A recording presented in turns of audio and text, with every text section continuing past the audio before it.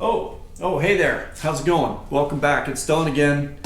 Just hanging out here in the garage, keeping the old Jeep company. So, it's going to be another scorcher of a weekend. It looks like we're early in June and it's already up in the over 100 degrees. It's going to get up to. We had like one cool day, and I think by tomorrow or Sunday it's supposed to be like 102, 103, something like that again. So what that means is good time to stay in here with the garage door closed and at least keep some of the heat outside and work on the Jeep a little bit. So strap in. Give me just a second. I'll give you a rundown on what we're going to get done this weekend.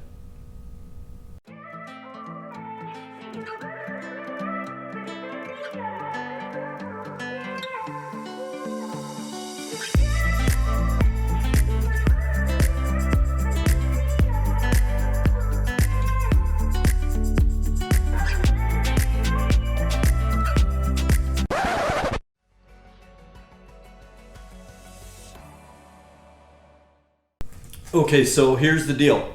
I ordered a short block today. Talked to the guys at S&J Engines, I think it is, and they said, gosh, things are moving kind of slow right now. It's probably going to be 4 to 6 weeks before we ship that thing. Here we go again. Which, if I've learned anything at all from this project, it's 4 to 6 weeks means 6 to 8 at least. So I don't expect to see a block anytime soon. However, I logged on to Quadratech's site the other day, and one of the things that popped up on my little suggested order stuff or frequently ordered or whatever, I didn't think I'd found them there before, was the last two little springs that I need for the rear brakes. So you heard me, rear brakes again. It's time to just buckle in and get these damn things built. So I'm going to do that this weekend. I have not got my front disc calipers. If you recall, I was only going to get one of those anyway, and yada yada, so I don't know what's going on with that. But I may just see if I can't find a pair locally, get the front brakes done, and just send back what Quadratech sends me if and when they ever send them. Because they say those, if you recall, shipped directly from the vendor. So they don't really have, the exact details on when or if those have shipped, and it was only going to be one was going to ship and the other one was going to be late in July or something like that. So it's like this everywhere, we're finding computer stuff, forget about it. You just can't get anything on time right now. So I know that this pandemic thing has killed all the supply lines, and everybody had sent all their people home, so you weren't producing stuff. But man, oh man, if we want to get this country rocking and rolling again, we got to get some stuff moving around. You got people trying to do business and they can't get stuff. So that is what it is. But like I said, probably at least 6 weeks, I'm sure, before we get our short block here. Now, here's what that means. I've got to get the transmission transfer case off to a local shop to have those mated back together and the seals put in them and just kind of cleaned up and that kind of thing. So that gives me plenty of time to get that done. And that gives me also plenty of time to get my little bodywork stuff taken care of on the tub, so that when we do get the engine in here, we can just slap it in and get the fenders back on for real and kind of get everything put back together. So let's probably, I better go change into my grubby t-shirt, and then I think it'll be time to get a little hands-on with this thing. So what are we going to start on first? Well, your guess is as good as mine. I don't know. Let's find out.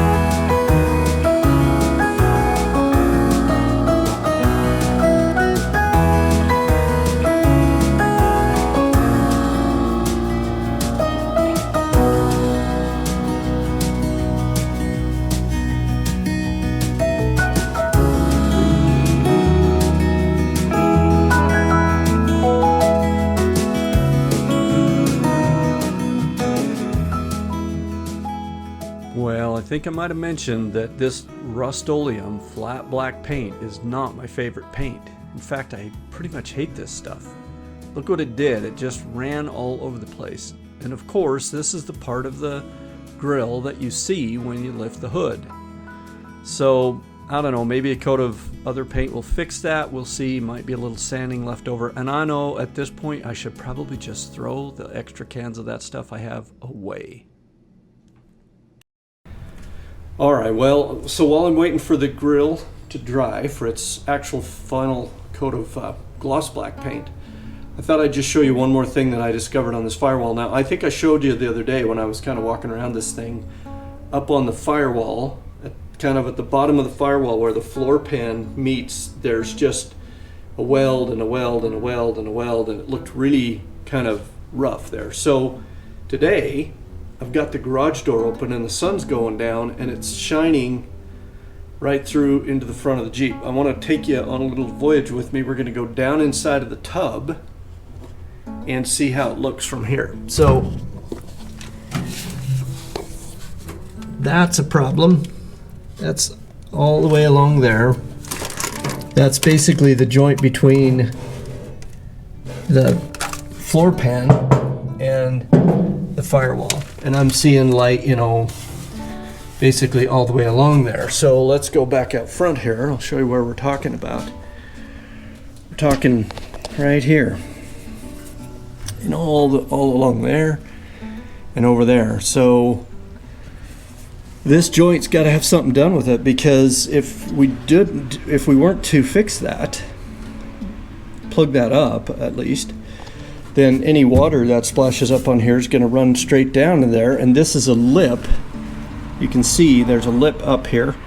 So there's a 1/4 inch water trap right there. So what I'm going to have to do is find me probably some I guess probably switch back up here for a second. I guess what I'll be looking for is maybe some black silicone that can take some high heat, and we'll just silicone that up and close it from the outside first.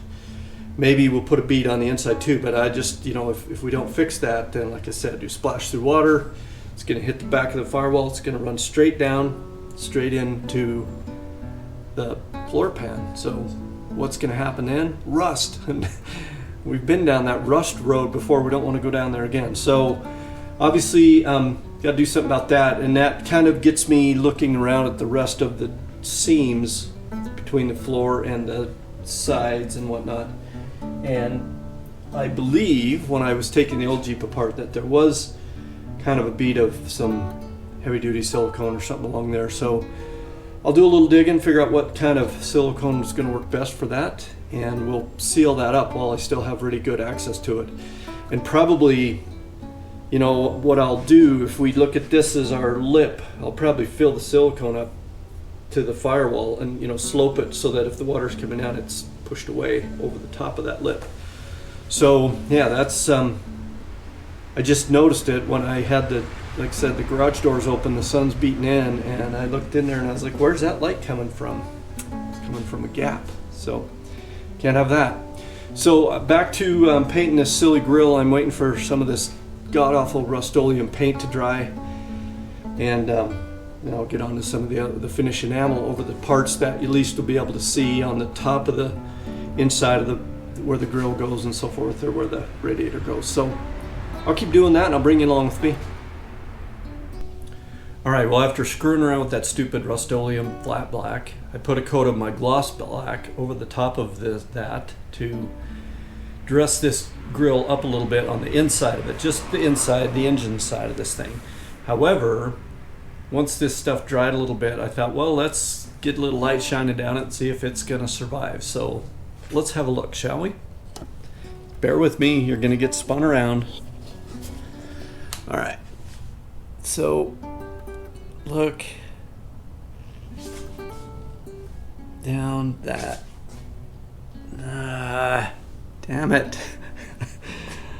Well, I don't know if you can see it on the camera, but I can see every little spot where this thing wasn't sanded completely down to bare metal. And again, you know, this part and this part right here are the only things, and this are the only parts of this you're going to see when the hood is open. Just this section about to here where it dives into the fenders, and you're going to open the hood, and the first thing Don's going to see, even if the rest of the world doesn't see it, is all of those bad layers of, I guess I didn't get all the old paint off. So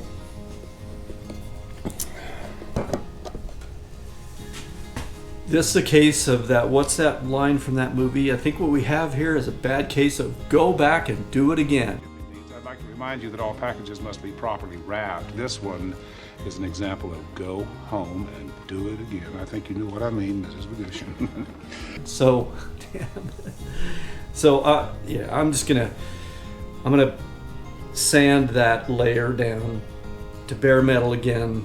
Just that part. I'm not going to mess with the rest of it, but I can't live with that. So I used to be a drywall finisher. I think I might have mentioned that. And the thing you always do when you're finishing drywall is, you know, you fill your joints and then you look down the wall with a light at one end of the wall, and you can, that's how you can see all your joints. So my old man taught me to do that and look for stuff that ain't flat.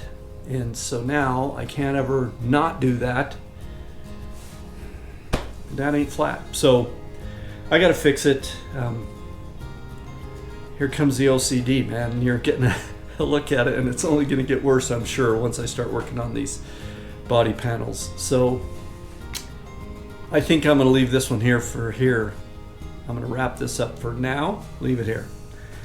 Tomorrow's Sunday, and I think it's time to get out of this hot valley and go up in the mountains somewhere. So that's what I'm going to do. I'll see you later. Thanks for watching, and don't go away, man, because the insanity just keeps happening and you don't want to miss a bit of it.